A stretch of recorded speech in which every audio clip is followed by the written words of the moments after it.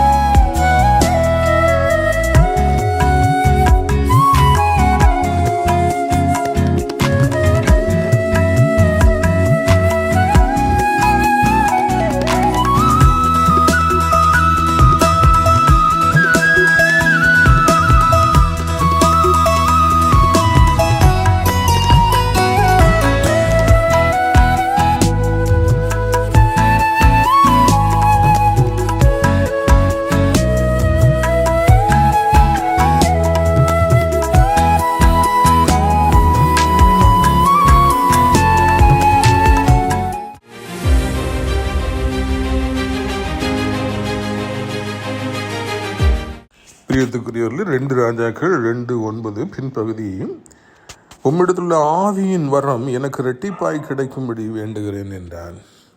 அது வரைக்கும் பின்னாலே ஓடி வந்துட்டு இருந்தார். கை கழுவுறதுக்கு தண்ணியை ஊற்றினார். ஐயா ஐயான்னு சொல்லிகிட்டே இருந்தார். காலையே விழுந்து கிடந்தார். ரொம்ப பிரதாபமாக பார்க்குறதுக்கு கையை கட்டிட்டு நின்றுட்டு இருந்தார். உனக்கு என்னப்பா வேணும் நான் போகிறக்கு முன்னோட்டி அப்படின்னு எளியா கேட்டோன்னு சொல்கிறாரு, உங்களுடைய ஆவியின் வரம் எனக்கு இரட்டிப்பாய் வேண்டும். எவ்வளோ ஒரு அருமையான ஒரு தாகம். பணத்தை கேட்கவில்லை, தங்கத்தை கேட்கவில்லை, எதிரியின் தலையை கேட்கவில்லை. அவர் ஆவிக்குரிய வரத்தை இரட்டிப்பாக வேண்டும் என்று சொல்லி கேட்டாரா? பிரியத்துக்குரியவர்கள், அதுவும் தன்னுடைய எஜமானனை விட எளியானப்பட்ட மகத்துவமான தீர்க்கதரிசியை விட இரட்டிப்பான வல்லமை எனக்கு வேண்டும் என்று சொன்னார். பிரியத்துக்குரியவர்களே, நாம் ஆவிக்குரிய வல்லமையை வாஞ்சிக்கின்றோமா? இந்த எலிசாவை போல இந்த உலகத்தில் காணப்படுகிற எல்லா மேன்மையும் மகிமையும் விட ஆவிக்குரிய வரங்கள், ஆவிக்குரிய வல்லமை, அபிஷேகம் தான் பெரிதானது என்பதை உணர்ந்து விட்டீர்களா?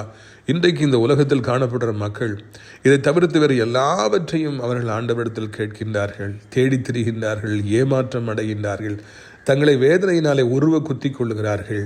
பிரியத்துக்குரியவர்களே, நாம் ஆண்டவரிடத்தில் ஆவிக்குரிய வரங்களை வாஞ்சிப்போம், அபிஷேகத்தை வாஞ்சிப்போம். வாலிபர்களே, வாலிப பிள்ளைகளே, நீங்கள் கேட்க வேண்டிய ஜெபம் இதுதான். ஆண்டவரிடத்தில் வாஞ்சிக்க வேண்டியது இதுதான். ஆண்டவரிடத்தில் இரட்டிப்பான அபிஷேகத்தை கேளுங்கள். அப்பொழுது ஆண்டவருடைய வல்லமை உங்களுக்குள்ளே இறங்கும். எலிசாவுக்கு அப்புறமா இந்த பூமி யாரும் அசைக்கல. நீங்க எழும்புங்க, அசைங்க. இன்றைக்கு இரட்டிப்பான வரங்களை பெற்றுக்கொள்ளுங்கள். கர்த்தர் உங்களை ஆசீர்வதிப்பாராக.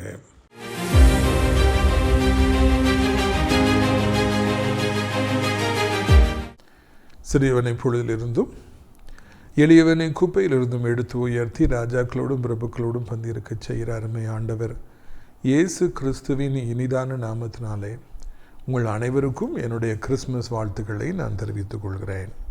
நீங்கள் கோடா கோடியை பெருகுவீர்களாக, உங்களுடைய பிள்ளைகள் கோடா கோடியை பெருகுவார்களாக என்று வாழ்த்துகிறேன். புரிந்துகொள்வீர்களே, இந்த நாட்களிலே நாம் கிறிஸ்மஸை நெருங்கி கொண்டிருக்கின்றோம். ஆண்டவர் இந்த கிறிஸ்மஸையும் நாம் காணும்படியான மிகப்பெரிய பாக்கியத்தை கொடுத்திருக்கின்றார். இந்த வருடத்தையும் நாம் வெற்றிகரமாய் ஆல்மோஸ்ட் ஓடி முடிப்பதற்கு ஆண்டவர் உதவி செய்திருக்கிறார். கர்த்தர் அருளியை சொல்லி முடியாத ஈவுகளுக்காக சோத்திரம். ஆண்டவர் மகிமைப்படுவாராக. இம்மட்டும் நமக்கு உதவி செய்தவர் இனிமேலும் நமக்கு உதவி செய்ய அவர் போதுமானவராக இருக்கிறார். அவரிடத்தில் எவ்வளவேனும் பொய் இல்லை, ஆண்டவரிடத்தில் எவ்வளவேனும் அப்பழுக்குகள் இல்லை, பாவம் இல்லை. சேனைகளின் தேவனாகிய கர்த்தர் பரிசுத்தர், பரிசுத்தர், பரிசுத்தர். உண்மை உடையவர், உண்மை உடையவர், உண்மை உடையவர், மாறாதவர், மாறாதவர், மாறாதவர். அந்த தெய்வத்தை நாம் ஆராதிப்பதற்கு, அவருடைய பிறப்பை ஆராதிப்பதற்கு நாம் கொடுத்து வைத்திருக்க வேண்டும் அல்லவா? எனவே சந்தோஷமாக இருங்கள், கிறிஸ்மஸை சந்தோஷமாக கொண்டாடுங்கள் என்று உங்களை அன்போடு நான் அழைக்கின்றேன். பிரியத்துக்குரியவர்களே, இந்த நாளிலே நேரடியாக நான் கிறிஸ்மஸ் செய்திக்குள்ளாக போக விரும்புகிறேன். இவைகள் நிச்சயமாய் உங்களுக்கு ஆசீர்வாதமாக இருக்கும் என்று நான் நம்புகிறேன். மத்தேயு 2வது அதிகாரம் 7வது வசனம் முதல். அப்பொழுது ஏரோது சாஸ்திரிகளை ரகசியமாய் அழைத்து நட்சத்திரம் காணப்பட்ட காலத்தை குறித்து அவரிடத்தில் திட்டமாய் விசாரித்து. பார்த்தீங்களா, எவ்வளோ அறிவு இருக்குது ஏரோது ராஜாவுக்கு. இந்த நியூஸை கேட்டவுடனே போங்க ரெஸ்ட் எடுங்கன்னு சொல்லி ரெஸ்ட் ரூம்க்கு அனுப்புகிறார். அந்த அப்பாவி ஆடுகள் பே பே பே பேன்னு சொல்லிட்டு அந்த சாஸ்திரிகள், ராஜா நமக்கு எவ்வளோ மரியாதை கொடுக்குறாரு, இந்த ஊர் மக்கள் ரொம்ப நல்லவங்க, சும்மாவா பார்த்தீங்களா ஆண்டவர் இந்த ஊர்லேருந்து வந்து பிறந்திருக்காரு அப்படின்னு சொல்லி இந்த ஆட்டுக்குட்டிகள் பே பே பேன்னு சொல்லி சிரிச்சுக்கிட்டே சந்தோஷமாக அவர் கொடுத்த ரூமில் போய் தங்குது. ஆனால் ஏரோது ராஜா ஒரு நச்சு பாம்புன்னு அவங்களுக்கு தெரியலை. நட்சத்திரத்தை படிக்க தெரிந்த அவர்களுக்கு மனிதர்களை படிக்க தெரிய முடியவில்லை என்பது வருத்தமாக இருக்கிறது. அப்படி தான் எல்லாம் தெரிஞ்சால் அவங்க கடவுள் மாதிரி ஆயிடுவாங்களே, அதனால் அந்த அறிவு இருக்காது. இப்போ அவங்க போன உடனே வேதபாரகர்களையும் பிரதான ஆசிரியரையும் அழைச்சி எங்கே பிறப்பார், பெத்லகேமில் பிறப்பாருங்கிறத கேட்டு வச்சுக்கிறார். இந்த பாம்பு கேட்டு வச்சுக்குது. அதுக்கு பிறகு அவங்கள அனுப்பிட்டு மறுபடியும் மறுநாள் அவங்களை கூப்பிடுது. இந்த பாருங்கள், நீங்கள் போங்க, போய் அந்த ரகசியமாக கூப்பிட்டு யாரும் இல்லாத தனியாக இருந்தது, நீங்கள் போங்க, போய் அந்த பிள்ளைய கடவுளுடைய குழந்தைய பார்த்து தரிசிச்சுட்டு அவர் ஆராதிச்சுட்டு வாங்க, வந்து என்கிட்டையும் சொல்லுங்கள், நானும் போய் அந்த குழந்தைய நானும் போய் ஆராதிப்பேன் பார்த்துக்கிடுங்கன்னு சொல்லி ரகசியமாக அங்கே அவர்களிடத்தில் பேசி சில சஜஷன்ஸ் அது கொடுத்து அனுப்பியது என்று நாம் பார்க்கின்றோம். இதன் மூலமாக இந்த ஏரோது ராஜாவுடைய 2 குணங்களை நாம் முதலாவது பார்க்கிறோம். ஒன்று, அறிவு இருந்தது, அதில் சந்தேகமே இல்லை. ஆனால் அந்த அறிவு தவறான காரியத்திற்காக பயன்படுத்தப்பட்டது. நிறைய பேர் தங்களுடைய அறிவை இன்றைக்கு தவறானபடிக்கு பயன்படுத்துகிறாங்க. முதலாவது தெரிஞ்சுக்கிடுங்க, 10ல் ஒருத்தர் 2 பேர் தான் அறிவு இருக்கும். அப்படி ஞானியாக இருப்பாங்க, பார்த்தோன்னே சூழ்நிலையை புரிஞ்சுக்குவாங்க, ஆட்களை பார்த்தோன்னே புரிஞ்சுக்குவாங்க. செம மூலடா உனக்குன்னு சொல்கிறத கேள்விப்பட்டிருக்கீங்களா? சின்ன பிள்ளைகள் கூட ஒரு சிலர் அப்படி அறிவாக இருப்பாங்க, அப்படியே அப்சார்வ் பண்ணுவாங்க, அப்படியே படிச்சுக்குவாங்க. என்ன செஞ்சாலும் யோசித்து செய்வாங்க. பணத்தை தவறான காரியத்தில் போட மாட்டாங்க, தவறான மனிதர்கள்ட்ட நின்று பேசவே மாட்டாங்க. அவங்க வாழ்க்கையில் எல்லா நேரத்தையும் காலத்தையும் ஆதாயப்படுத்திக்கிட்டே இருப்பாங்க, ஒரு நிமிஷம் கூட வேஸ்ட் பண்ண மாட்டாங்க. ஞானிகளாய் இருப்பவர்கள் என்பது இந்த பூமியில் பிறந்து வளர்வது என்பது சாதாரணமான காரியம் அல்லவே இல்லை. ஏன்னா பேதைகள் இந்த பூமியில் நிறைய பேர் இருக்காங்க. அவங்களுக்கு அறிவே இருப்பதில்லை, சிந்திப்பதே கிடையாது. டக்குன்னு சண்டைக்கு வந்துடுவாங்க, டக்குன்னு கெட்ட வார்த்தை பேசுவாங்க. ஐயோ இப்படி பேசினா என்ன ஆகும், இவங்கள்ட்ட போய் முட்டினா என்ன ஆகும்னு கான்சிக்வன்சஸ் பற்றி அவங்களுக்கு சிந்திக்கவே தெரியாது. அன்றைக்கு நான் காரில் டிரைவர் ஓட்டிக்கிட்டு இருக்கார். அப்போது ஒரு சிக்னல்லையோ இல்லையோ ஒரு இடத்துல நிற்கிறோம், நாங்கள் யூட்டர்ன் எடுக்கணும் நிற்கிறோம். இந்த சைடில் சிக்னல் இல்லை, எப்படி போயிட்டுருக்காங்க. போகும்போது ஒருத்தர் மனைவியோடு வராரு. அவரை வேகமாக பசங்க லைட்டாக தட்டி கொஞ்சம் பைக் சரிஞ்சிட்டு அவர் பேலன்ஸ் பண்ணிட்டார், ஒய்ஃப் லைட்டாக கீழே விழுந்துட்டாங்க. இது நான் அந்த சைடில் யூட்டர்ன் எடுக்கிறதுக்காக கார் நிற்கிறதுனால பார்த்துட்ருக்கேன். உடனே அந்த மனிதன் கீழே பைக்கை போட்டுட்டு அப்படின்னு சொல்லிட்டு நில்லன்னு சொல்லிட்டு அந்த பைக்கை விரட்டிகிட்டே ஓடுறார். முதல்ல பைக்கை விரட்டி பிடிக்க முடியுமா? முடியாது. ரெண்டாவது அந்த கோபம், அந்த மூடனுடைய கோபம் உடனே அது வெளிப்பட்டு பிசாசு பிடித்தவர் மாதிரி அந்த மனுஷன் ஓடினார். தப்பு தான், கீழே விழுந்து வருத்தம் தான் எனக்கு. அதுக்காக ஓடி அடிக்க போய் கெட்டவாது சொல்கிறதுனால என்ன ஆகிருப்போகுது? இப்படியாக மூடர்களாக இந்த பூமியில் வாழ்கிறவங்க நிறைய பேர் இருக்காங்க. எது கெட்டுதாலும் அவங்களுக்கு கோபம் வரும். எதிர்காலத்தை பற்றி இப்படி பேசினா அப்படி பண்ணால் என்ன ஆகும் உங்களுக்கு தெரியாது, சிந்திக்க முடியாது. எல்லாத்துலேயும் தவறாகவே இருப்பாங்க, தவறாகவே நடந்துக்குவாங்க. யார்கிட்ட எப்படி பழகக்கூடாது, எப்படிலாம் அவங்க இந்த ஒரு பூமியில் வாழணும் அவங்களுக்கு தெரியாது. மூடர்கள் நிறைய பேர் இருக்காங்க. அறிவானவங்க 1-2 பேர் தான் இருப்பாங்க, சரியாக இருப்பாங்க, சரியாக பேச வேண்டியதை பேசுவாங்க, எல்லோரையும் வைக்க வேண்டிய இடத்துல வச்சுருப்பாங்க. எவ்வளவு தேவையோ அவ்வளோ மட்டும் கோவப்படுவாங்க, அதுவும் கண்ட்ரோலில் தான் இருப்பாங்க. யாரை என்கரேஜ் பண்ணுவாங்க, யார் கூட கூட்டணி வைக்கணுமோ வைப்பாங்க, யாரை தூக்கி வீசணுமோ வீசுவாங்க. அறிவாளிகளாக இந்த பூமியில் பிறப்பது என்பது கர்த்தருடைய கிருபை. ஞானத்தை சம்பாதித்துக்கொள், எண்ணத்தை சம்பாதித்தால் ஞானத்தை சம்பாதித்துக்கொள், புத்தியை சம்பாதித்துக்கொள் சொல்லி ஞானியாகிய சாலமோன் ராஜா நீதிமொழிகளை எழுதி வச்சுக்கிட்டே இருக்கார், சொல்லிக்கிட்டே இருக்கிறார். நம்முடைய ஆண்டவராக இயேசுவானவர் ஞானத்தில் விடத்தி அடைந்தார் என்று நாம் வாசிக்கிறோம். இப்படி இருக்கத்தக்கதாக நீங்கள் ஒரு ஞானமுள்ளவராக இந்த பூமியில் இருப்பீர்கள் என்றால் கர்த்தரை துதியுங்கள். உங்களுக்கு பிஸ்னஸில் பார்த்தோன்னே எல்லாம் தெரியும், அதே மாதிரி டெக்னிக்கலாக எதை பார்த்தாலும் உடனே புரிஞ்சுக்குவீங்க. இல்லைன்னா என்ன லாங்குவேஜ்னாலும் உடனே உங்களுக்கு புரியும். கர்த்தர் கிருபைகளை கொடுத்துருக்கார், ஞானியாக கொடுத்துருக்காரு. வாழ்க்கையில் எப்படி வாழ வேண்டுங்கிற ஞானத்தை கொடுத்துருக்காருலாம் அன்ற துதிங்க. ஞானமுடையவர் கொஞ்சம் பேர் தான், மூடர்களோ மெஜாரிட்டியாக இருக்கிறாங்க. அவங்களுக்கு யோசிக்கவே தெரியாது, செயல்படவே தெரியாது. அதனால் அவங்களுக்கு உயர்வுகளே கிடைப்பதில்லை, பிரித்துக்குரியவில்லை. ஆனால் நமக்கு கர்த்தர் ஞானத்தை கொடுத்திருப்பார் என்றால் நாம் ஆண்டவருக்கு நன்றியோடு காணப்பட வேண்டும், அவனுடைய பணியை செய்ய வேண்டும். தகுதியில்லாத எனக்கு இவ்வளவு ஞானத்தை கொடுத்துருக்கீங்களே அப்பா, நான் உம்முடைய பணியை செய்வேன், நான் உமக்கு நன்றியோடு வாழ்வேன், நான் உம்மை பின் செல்லுவேன், என் முடிந்தளவு நான் ஊழியங்களை தாங்குவேன், ஊழியம் செய்வேன் என்று நாம் ஆண்டவருக்காக வாழ்வதற்காக நம்மை ஒப்புக் கொடுக்க வேண்டும். ஆனால் அநேகர் இந்த நாட்களில் அப்படி செய்யாதபடிக்கு தங்கள் ஞானத்தை புத்தியை தவறான காரியங்களுக்காக இந்த ஏரோது ராஜாவை போல செயல்படுத்துவதை பார்க்கிறோம். எங்கெல்லாம் தவறாக பயன்படுத்துகிறாங்கன்னு சொல்லி பார்த்தா, தங்கத்தை எப்படிலாம் கடத்திட்டு வராங்க, ஷூக்கில் வச்சு கடத்திட்டு வராங்க. இல்லைன்னா மருத்துவ பொருட்கள்னு சொல்லிட்டு கடைசியில் ஓரத்தில் உள்ள தங்கத்தை கடத்துகிறாங்க. எப்படிலாம் மக்களை ஏமாற்ற முடியுமோ அப்படிலாம் ஏமாத்துறாங்க. ஆன்லைனில் நிறைய அப்ளிகேஷன்ஸ் ஆப்பை போட்டு ஜனங்களை ஏமாத்துறாங்க. நீங்கள் 1 லட்ச ரூபா தாங்க, 10,000 உங்களுக்கு வட்டி தரேன், இத்தனை வருஷம் தருவோன்னு சொல்லி ஒரு 5-6 மாதம் அவங்கள வட்டி கொடுக்குது, அவங்களுக்கு ஆசையை காண்பித்து அதுக்கு பிறகு அவங்க அந்த 1 லட்சத்துலேருந்து 10 லட்சம் 20 லட்சம் 30 லட்சம் கொடுத்தவன், நிறைய பேரை கூட்ட கொடுத்தவன் ஒரு நாள் ஓடி. அறிவு இருக்கிறது, ஆனால் அதை இன்னொருவரை ஏமாற்றுவதற்காக, இன்னொருவரை அழிப்பதற்காக அது ஒரு காலம் பயன்படுத்தப்படக்கூடாது என்பதுதான் இந்த கிறிஸ்மஸ் செய்தி. கர்த்தர் நமக்கு பணத்தை கொடுத்திருக்கிறார் என்றால் அந்த பணம் அனைவருக்கும் உதவி செய்யத்தான் நன்றி, ஒருவரை அழிப்பதற்காக கிடையாது.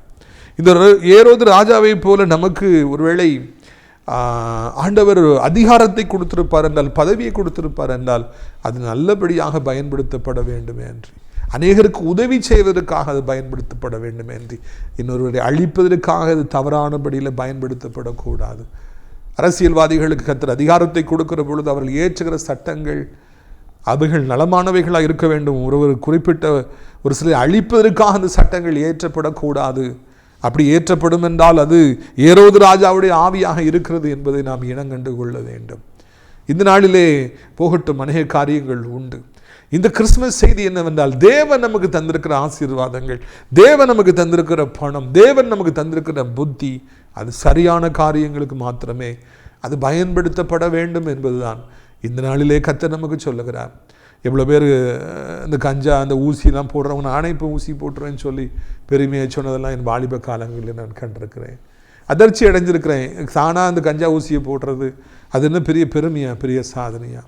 இல்லை, அறிவுகள் எல்லாம் சரியான காரியங்களுக்காக, நலமான காரியங்களுக்காக, கிறிஸ்துவுடைய ராஜ்யத்தை கெட்டுவதற்காக பயன்படுத்தப்பட வேண்டுமே அன்றி தவறான காரியங்களுக்காக பயன்படுத்தப்படக்கூடாது என்பதுதான் இந்த நாளிலே ஆண்டவர் கிறிஸ்துமஸ் காலங்களிலே ஆண்டவர் நமக்கு பேசுகின்ற காரியங்களாக இருக்குது. சர்ச் இருக்குது, ஏழை ஜனங்கள் இருக்கிறாங்க, தேவையானவங்க இருக்கிறாங்க, மெடிக்கல் ஃபீல்டு இருக்குது. தேவன் நமக்கு தந்த ஞானத்தை பயன்படுத்தி அவர்களுக்கெல்லாம் நாம் உதவி செய்வோம். புதிய புதிய கண்டுபிடிப்புகளை நாம் கண்டுபிடிப்போம். வாழ்க்கையில் இன்னும் ஊழியங்கள் எளிதாக நடத்தப்படும்படியாக என்னவெல்லாம் செய்ய வேண்டுமோ அதையெல்லாம் செய்வோம். ஊழியத்தில் புதிதாய் கண்டுபிடிக்க வேண்டும். என்னுடைய ஆசை, ஆண்டவர் எனக்கு தந்திருக்கிற ஞானத்தை வைத்து ஊழியத்தில் புதிதாய் காரியங்களை செய்ய வேண்டும். அதனால தான் வாரந்தோறும் சனிக்கிழமை தோறும் கூட்டங்கள் நடத்துகிறோம். எல்லாருக்கும் சாப்பாடு கொடுக்குறோம். நாசிரியத் நதியை நம்ம கொண்டு வந்திருக்கிறோம். ஒரு நிமிட தேன் தெளியை கொண்டு வந்திருக்கிறோம். இதே மாதிரி டெய்லி மெசேஜஸை கொடுக்குறோம். இன்னுமாக புதிய காரியங்களை நான் கண்டுபிடிக்க விரும்புகிறேன். தேவன் தந்திருக்கிற ஞானம் அவருடைய ராஜ்யத்தை கட்டுவதற்காகவும், அந்த வாஞ்சியோடு கர்த்தருடைய வார்த்தைக்காக வாஞ்சியோடு காத்திருக்கிற ஜனங்களுக்காக நம்ம அது கொடுக்கணும். நான் உங்களுக்கு ஏற்கனவே சொல்லியிருக்கிறேன், கர்த்தருடைய வார்த்தையை கொடுக்கறத நீங்கள் சாதாரணமாக நினைக்காதீங்க. தேவ செய்தியை கொடுக்கறத சாதாரணமாக நினைக்காதீங்க. நான் ஏற்கனவே சொன்னேன், ஒரு கிளாஸில் போய் நான் ஒரு 5 நிமிடம் பேசினேன். பிரச்சனைக்கு மேல் பிரச்சனையாக, கஷ்டத்துக்கு மேலே கஷ்டமாக. அங்கே மேரிக்கு யோசிப்புக்கெல்லாம் இடமே கிடைக்கல.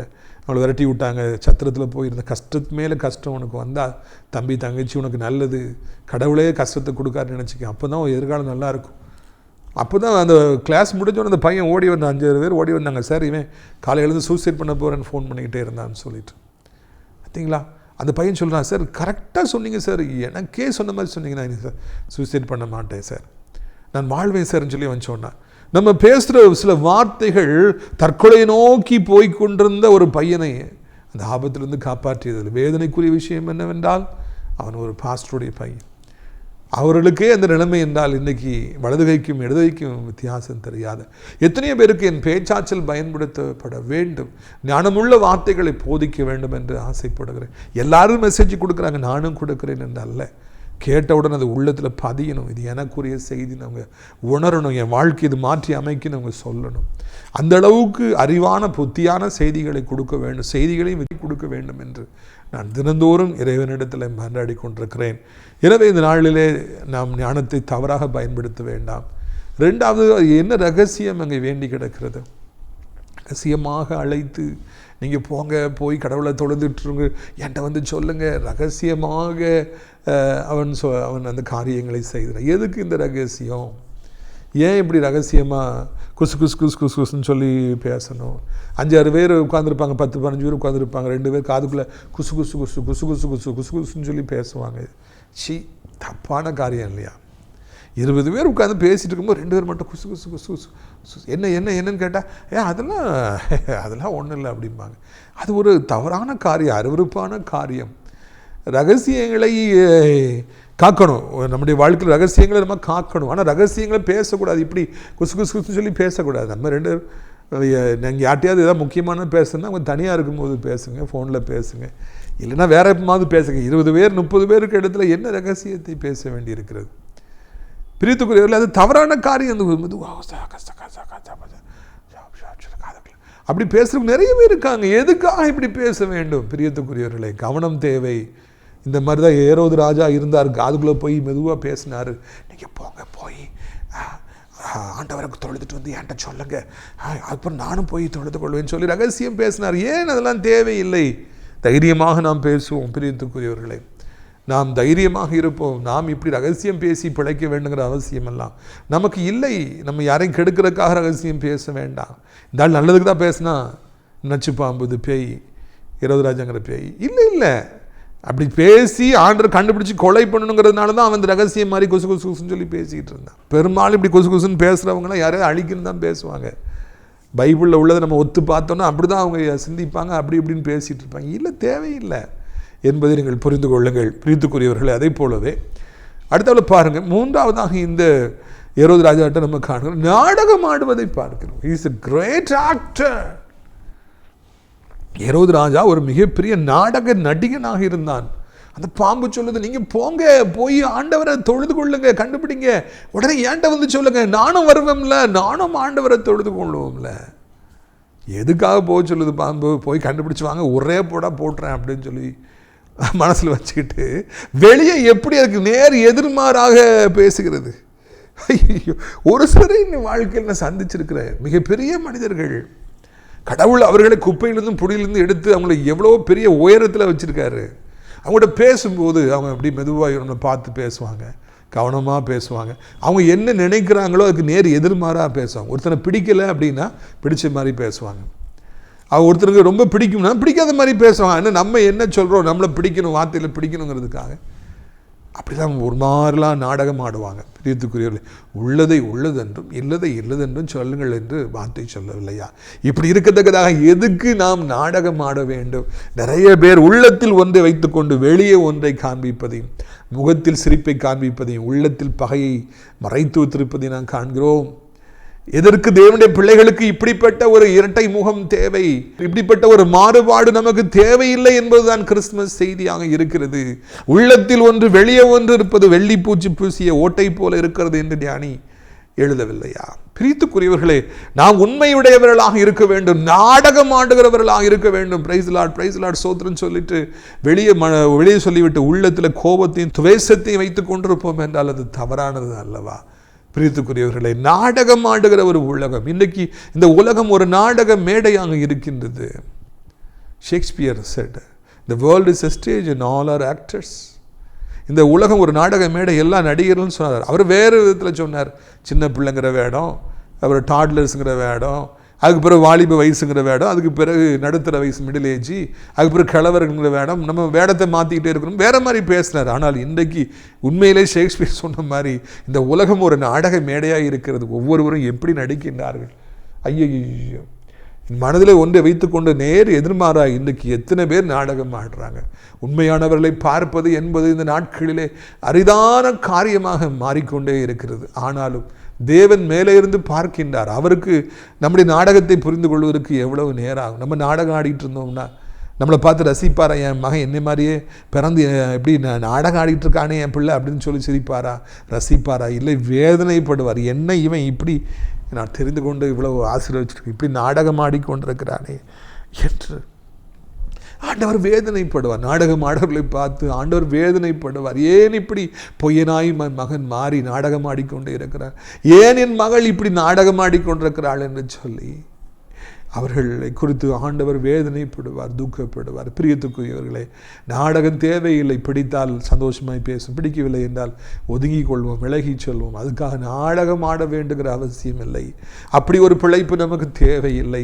கிறிஸ்துமஸ் காலத்தில் ஆண்டவரை நான் உண்மையாக இருப்பேன், உண்மையானபடிக்கு நான் எல்லாரிடத்தில் நடந்து கொள்வேன், எனக்கு பிடிக்காதவர்களை விட்டு நான் விலகி கொள்வேன், பிடித்தால் உண்மையாய் உயிரையும் கொடுப்பேன், நான் உள்ளே வென்று வைத்துக்கொண்டு வெளியே ஒன்றை நான் காண்பிக்க மாட்டேன், நாடகம் ஆட மாட்டேன் ஐயா என்று நீங்கள் கண்ணீரோடு ஜெபியுங்கள். அப்பொழுது பாருங்கள், கர்த்தர் உங்களை பல மடங்கு அவர் ஆசீர்வதிப்பவராக இருப்பார். மிருகங்களுக்கு நாடகம் ஆட தெரியுமா? சின்ன பிள்ளைகளுக்கு நாடகம் ஆட தெரியுமா? தெரியாது. அப்படிப்பட்டவர்கள் தான் பரலோக ராஜ்யத்துக்குள்ளே பிரவேசிக்க முடியும். நாடகம் ஆடுகிறவர்கள் பரலோக ராஜ்யத்துக்குள்ளே பிரவேசிக்க முடியாது. எனவே தான் ஆண்டவர் மறுபடியும் சொல்லுகிறார், ஒருவன் சிறு பிள்ளையை போல மாறாவிட்டால் அவன் பரலோக ராஜ்யத்துக்குள்ளே பிரவேசிக்க மாட்டான். எல்லா பக்கமும் நாடகம் ஆடுகிற மனிதர்களை பெருகி இருக்கிறார்கள். ஆனால் அவர்கள் மத்தியிலே நாம் உண்மையானவர்களாக நாம் வாழ்வதற்காக நம்மை ஒப்புக் கொடுப்போமா? பிரியத்துக்குரியவர்களை பாருங்கள். அப்படியாக சொல்லி நீங்கள் போங்க, நான் வந்து அந்த குழந்தையை தொழுது கொள்ளுவேன், அங்கே அப்போவே மனசுக்குள்ளே அந்த பழி வாங்க வேண்டுங்கிற எண்ணம், அழிக்க வேண்டுங்கிற எண்ணம் அவருக்குள்ளாக வந்தபடியினால்தான் அந்த பாம்பு அதை சொன்னது என்று சொல்லி காண்கிறோம். எப்படியாவது கண்டுபிடித்து தேடி பிடித்து நான் அழிப்பேன், கொலை செய்வேன் என்கிற வெறி அவனுக்குள்ளாக வந்துவிட்டது. அந்த பயங்கரமான ஒரு ஆவி அவனுக்குள்ளே எழும்பிட்டு பிசாசு அவனுக்குள்ளே புகுந்தான் என்று நாம் காண்கிறோம். இன்றைக்கும் இதே வெறி எத்தனையோ பேருக்குள்ளே இருக்கிறது. அவனை அழிக்கணும், அவனை கொலை செய்ய வேண்டும். எத்தனை கொலைகளை நாம் ஒவ்வொரு நாளும் பேப்பரில் வாசிக்கிறோம். ஐயா, பைக்கு போயிட்டு வந்தது ஒரு பிரச்சனையா, அதில் மறித்து அதில் சண்டை வந்து அதில் கொலை செய்கிற அளவுக்கு எத்தனையோ கொலைகள் நடந்திருப்பதை பார்க்கிறோம். பைக்கில் சத்தமாக போயிட்டு வந்து இல்லையா, அதில் என்ன பிரச்சனை, அது தட்டி கேட்டு அவங்கள கொலை செய்து இன்றைக்கி வந்து வெறி பிடித்து அந்த கொலை வெறியை சாத்தான் தூண்டுறான், வாலிபர்களுக்கு தூண்டுகிறான். ஜாதிய உணர்வுகளை கொடுத்து, மத வெறிகளை கொடுத்து கொலை செய்யணுங்கிற எண்ணங்களை கொண்டு வருகிறான். பிரியத்துக்குரியவர்களே, சமீபத்தில் ஆஸ்திரேலியாவில் ஷூட்டிங்கை பார்த்தீங்களா? கொலை வெறியில் அப்பா மகனும் 2 பேரும் சேர்ந்து எத்தனை பேரை சுட்டு கொண்டு இருக்காங்க. நம்ம தமிழ்நாட்டில் எவ்வளவோ கொலைகள் ஒவ்வொரு நாளும் நடந்து கொண்டே இருக்கின்றன. காரணம், சாத்தான் ஒரு வெறியை கொண்டு வரான். அவனை கொன்னுருன்னு சொல்லி ஒரு வெறியை கொண்டு வரான். ஆண்டவருடைய பிள்ளைகளாகி நமக்கு அப்படிப்பட்ட எண்ணங்கள் வரவே வேண்டாம். இந்த நாட்டிலையும் சரி, எந்த நாட்டிலையும் சரி, கொலை வெறிகள் வர வேண்டாம், அழிக்கணுங்கிற எண்ணம் வர வேண்டாம். பிரியத்துக்குரியவர்களே, எல்லாரும் வாழ்ந்து விட்டு போகட்டும் என்று நினைப்போம் இல்லையா? எந்த காரணத்தை கொண்டு நாம் யாரும் அழிந்து போகணும்னு சொல்லி நம்ம நினைக்க வேண்டாம் அல்லவா? அப்படி நினச்சோன்னா கிறிஸ்து நமக்குள்ளே இருக்காருன்னு நம்மளால் சொல்ல முடியுமா? சொல்லுங்கள், இல்லவே இல்லைங்க. யாரையும் கொலை பண்ணணும், அழிக்கணும் அப்படிங்கிற வெறி நமக்குள்ளே வந்துவிடக்கூடாது. நாம் ஞானமுடையவர்களாய் நடந்து கொள்ள வேண்டும் என்று சொல்லி, நாம் அன்புள்ளவர்களாய், கனி உள்ளவர்களாய், இரக்கம் காண்பிக்கிறவர்களாக நாம் இருக்க வேண்டும் என்று வார்த்தை சொல்லவில்லையா? இரக்கம் காண்பி, அப்பொழுது உனக்கு இரக்கம் காண்பிக்கப்படும் என்று தானே வார்த்தை சொல்லுகிறது. எனவே கவனமாக இருக்கும்படியாக நம்முடைய ஆண்டவர் இந்த நாளிலே நம்மை அழைக்கின்றவராக இருக்கின்றார். நாடகத்தை தூக்கி தூர வீசுங்கள். கொலை வெறி, ஒருத்தர் அழிக்கணுங்கிற எண்ணம், ஒருத்தர் கெடுக்கணுங்கிற எண்ணம் வந்தாலே, ஆண்டவரே இந்த எண்ணங்கள் என்னை விட்டு போகட்டும் என்று சொல்லி பைபிள் எடுத்து வாசிங்க, வேறு காரியத்தை சிந்திங்க, உங்கள் பாதையில் போங்க. அப்பொழுது கர்த்தர் உதவி செய்வார். நான் ஏற்கனவே சொன்னபடி ஒரு மனிதன் எப்படி வாழக்கூடாது என்பதற்கு இந்த ஏரோது ராஜா ஒரு எடுத்துக்காட்டுடையவனாக அவன் இருக்கின்றான். மனிதனாக இருந்தாலும் அவன் மனிதன் அல்ல, நச்சு பாம்பாக அவன் இருந்தான் என்று நாம் காண்கிறோம். இதே போல எவ்வளவோ நச்சு பாம்புகள் இந்த உலகத்தில் உலாவிக் கொண்டிருக்கின்றன. கர்த்தர் தான் நம்மை பாதுகாக்க வேண்டும், பிள்ளைகளை பாதுகாக்க வேண்டும். வேறு யாரும் நம்மை பாதுகாக்க முடியாது என்பதை உங்களுக்கு நான் தெரியப்படுத்திக் கொள்ள நான் ஆசைப்படுகிறேன். பிரியத்துக்குரியவர்களே, இந்த கிறிஸ்துமஸ் காலங்கள் இயேசப்பாவுடைய அன்பு, அவர் வான மகிமையை துறந்தது, அவர் பூமிக்கு தச்சனுடைய மகனாக வந்தது, அவர் மாட்டுத் தொழுவத்தில் பிறந்தது, இதெல்லாம் பார்த்தா எப்படி வாழணுங்கிறத இயேசப்பாட்டிருந்து கற்றுக்கிறோம். எப்படி வாழக்கூடாதுங்கிறத ஏரோது ராஜாவை பார்த்து கற்றுக்கிறோம். கிறிஸ்துமஸ் கற்றுக் கொடுக்குது எப்படி வாழணும், எப்படி வாழக்கூடாது என்று சொல்லி. பிரியத்துக்குரியவர்களே, நீங்கள் இதே போல் கனிவான இதயம் உடையவர்களாக இருப்பீர்கள் என்றால், இரக்கம் செய்கிறவர்களாக இருப்பீங்க, கெட்டு போகவே மாட்டீங்க. வியாதியே உங்களுக்கு வராது, ஹார்ட் அட்டாக்கே உங்களுக்கு வராது. நீண்ட காலம் இந்த பூமியில் நீங்கள் சமாதானமாக இருக்கும்படியாக ஆண்டவர் உங்களுக்கு உதவி செய்வார் என்பதில் சந்தேகமில்லை. பிரியத்துக்குரியவர்களே, உங்களுடைய ஆசீர்வாதங்களுக்காக நான் ஜெபிக்கும்படியாக விரும்புகிறேன். கண்களை மூடுவீர்களா? நாம் ஜெபிப்போமா? எல்லாரும் நாம் ஜெபிக்கலாம். அப்பா பிதாவே, வானத்துக்கும் பூமிக்கும் ஆண்டவரே, ஒருவராய் பெரிய காரியங்களை செய்பவரே, வான மகிமையை துறந்தவரே, பூமிக்கு தச்சனுடைய மகனாய் வந்தவரே, எல்லா பாடுகளையும் அனுபவிக்கும்படியாக, மனுக்குலத்து பாவத்தை சுமக்கும்படியாக, பாவத்திற்காக இரட்சகராய் நீர் இந்த பூமிக்கு வந்திரே, உமக்கு நன்றி அப்பா. இதனாலும் கூட சத்தத்தை கேட்குற பிள்ளைகள் எந்த நிலைமையில் இருந்தாலும் அவர்களுக்கு நீர் உதவி செய்யும். எப்படிப்பட்ட கஷ்டங்கள் வந்தாலும் அவர்களுக்கு நீர் உதவி செய்யும் ஐயா. வானத்தையும் பூமியை உண்டாக்கின கர்த்தாவே, சோகாரா பான சாந்தராணியாரா, இது போல் ஏரோது ராஜாவை போன்ற நாடக நடிகர்கள், உள்ளத்தில் ஒன்று வெளியே ஒன்று பேசுகிறவர்கள், ரகசியங்களை பேசுகிறவர்கள், ஆண்டவரே இது மாதிரி தகப்பன சோத்திரம் ஐயா. தவறானபடிக்கு தங்களுடைய அறிவை பயன்படுத்துகிறவங்க எவ்வளோ பேர் இருக்கிறாங்கப்பா. கர்த்தாவே, என் கர்த்தாவே உமக்கு சோத்திரம் ஐயா, சோத்திரம் ஐயா. அவர்களிடத்தில் எங்களை தப்பு வைக்கும்படியாக கெஞ்சி மன்றாடுகிற ராஜா, இயேசு கிறிஸ்துவின் நாமத்தினாலே ஆண்டவரே நம்முடைய வல்லமை ஒவ்வொருவருக்குள் கடந்து போவதாக என்று சொல்லி கெஞ்சுகிறோம். கிறிஸ்துமஸ் வல்லமை, ஏசப்பாவுடைய வல்லமை, நம்முடைய பிறப்பின் மகத்துவம் வியாதியஸ்தர்களுக்குள்ளே அப்படியே கடந்து செல்வதாக. எவ்வளவு கொடிதான வியாதியாக இருந்தாலும், மரண படுக்கையில் எசேக்கியா ராஜாவை போல இருந்தாலும், உன் காலம் முடிந்தது என்று டாக்டர் சொல்லிவிட்டாலும், கர்த்தர் அந்த ஆயுசு காலங்களை பெருக பண்ணுவீராக, பலத்தை பெருக பண்ணுவீராக அப்பா. இத்தனை 1000 ரூபாய்க்கு நான் மாத்திரை சாப்பிட்டால்தான், இத்தனை லட்சம் ரூபாய்க்கு ட்ரீட்மெண்ட் எடுத்தால்தான் பிழைக்க முடியும் என்று சொல்லியிருக்கிறாங்களே. எனக்கு கலங்கி நிற்கிற பிள்ளைகளுக்கு சோத்திரம். எந்த மாத்திரையும் எந்த ட்ரீட்மெண்ட்டும் எந்த சர்ஜரியும் இல்லாதபடிக்கு அவர்கள் புது பலன் அடைந்து கழுகுகளைப் போல செட்டைகளை அடித்து எழும்புவார்களாக, பலன் கொள்வார்களாக. நடக்க முடியாத கால்கள் பலன் கொள்வதாக. விபத்தை சந்தித்து படுத்த படுக்கையாக இருக்கிற பிள்ளைகளை கிருபையாய் நீர் எழுப்புவீராக. ஆண்டவரை தோத்திரம் ஐயா, மரணத்துக்கு ஒப்பு கொடுக்கப்பட்டவர்களை, கொலையுண்ண போகிறவர்களை இப்பொழுது ஏசப்பட நாம் ரட்சிக்கப்படும் என்று சொல்லி ஜெபிக்கிறோம். தூங்க முடியல, நடக்க முடியல, சாப்பிட முடியல, டைஜஸ்ட் ஆக மாட்டேங்குது, வேலை செய்ய முடியல, படிக்க முடியல, சொல்கிற ஒவ்வொரு சம்பாதிக்க முடியல, எல்லாருக்கும் உதவி செய்யுங்கப்பா. மாடிப்படியில் ஏறி இறங்க முடியல ஐயா, வேகமாக நடக்க முடியல, ஓட முடியல, எல்லோருக்கும் நீங்கள் உதவி செய்யுங்க. கிருபை தாங்குவதாக. இது அருமையான நாளிலும் கூட கர்த்தாவே சோத்திரம். ஆண்டவரை பணம் இல்லாவிட்டால் ஒருவரும் சந்தோஷமாக இந்த பூமியிலே வாழவே முடியாது. பணம் எல்லாருக்கும் தேவை, எல்லாருக்கும் பணம் வேணும்ப்பா. எல்லாரும் பாவம் ஐயா, எல்லாருக்கும் உதவி செய்யுங்க. நிரந்தரமான வருமானங்களை உருவாக்கித்தாருங்க. பணம் இல்லாதனால எத்தனை பேர் எவ்வளவோ குற்ற செயல்களில் ஈடுபடுவதை பார்க்கிறோம். பஞ்ச காலங்கள் வராதபடி எல்லாருடைய பாத்திரங்களை நிரப்புவீராக என்று சொல்லி கெஞ்சுக்கிறோம். அசனத்தில் எல்லார் பாத்திரத்திலையும் சாப்பாடையும் குழம்பையும் ஊற்றுற மாதிரி இதை கேட்டுட்டு இருக்கிற ஒவ்வொருடைய பாத்திரத்தில் ஆசீர்வாதங்களை ஊற்றுங்கப்பா, ஊற்றுங்க. கிருபை தாங்கட்டும், இரக்கம் தாங்கட்டும்.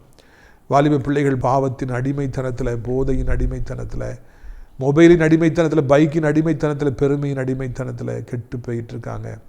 நாடகம் ஆடுகிற ஏரோது ராஜாக்களை நம்பி பெற்ற தாய் தகப்பனை விட்டு தூக்கிட்டு எரிஞ்சிட்டு போகிறாங்க. இறைவா, நீரே அவர்களை சந்தித்து அவர்களை விடுவித்து பாதுகாக்க வேண்டும் என்று கெஞ்சுகிறோம். அப்படியே ஆண்டவரை, வயதானவர்களை விழுந்து விடாதபடி, எலும்புகள் முறிந்து விடாதபடி, படுத்த படுக்கை ஆகிவிடாதபடி கர்த்தாவை பாதுகாத்து கொள்ளுங்க. விபத்துகள், ஹார்ட் அட்டாக்கு, ஸ்ட்ரோக், சடுதியில் ஆபத்து மரணங்கள் வராதபடி காத்துக்கொள்ளுங்க. உலகம் இருக்க அத்தனை நாடுகளையும் அத்தனை மக்களையும் ஆசீர்வதிங்க. நீண்டகாலமாய் குழந்தை இல்லை, திருமணம் ஆகவில்லை என்று கதறுகிற பிள்ளைகளை நினைத்திருளுங்க. நாசிரியர் திராட்சைப்பழ தோட்ட ஊழியர்களை நேசிக்கிற, நாள்தோறும் நம்முடைய நிகழ்ச்சிகளை பார்க்கிற, அறிமுகப்படுத்துகிற அத்தனை நல்ல உள்ளங்களையும் ஆசீர்வதிங்க. தெய்வ கரம் அவர்களை தாங்கட்டும் என்று சொல்லி கெஞ்சுகிறோம். இறைவா, இதனாலும் கூட நம்முடைய சத்தம் ஒவ்வொருடைய காதுகளை துணிக்கட்டும். எனது ஜெபித்த பிள்ளைகள் ஒவ்வொருவருக்கும் கிறிஸ்துமஸ் கால, பண்டிகை கால ஆசீர்வாதங்களை தாரும், அதிசயங்களை காணப்படும். இயேசுவின் மூலம் ஜெபிக்கின்றோம் எங்கள் நல்ல பிதாவே, ஆமென். என் ஆத்துமாவே கர்த்தரை சோத்தரி, என் முழு உள்ளமே அவருடைய பரிசுத்த நாமத்தை சோத்தரி. என் ஆத்துமாவே கர்த்தரை சோத்தரி, அவர் செய்த சகல உபகாரங்களையும் நீ ஒருபொழுதும் மறவாதே. நம்முடைய கர்த்தராகிய இயேசு கிறிஸ்துடைய கிருபையும் பிதாவாகிய தேவனுடைய அன்பும் பரிசுத்தாவுடைய அந்யோன்ய ஐக்கியமில்லாத பிரசன்னம் உங்கள் அனைவரோடும் இன்றைக்கு சதா காலங்களிலும் நிலைத்திருப்பதாக. அல்லேலூயா, அல்லேலூயா. God bless you. Amen.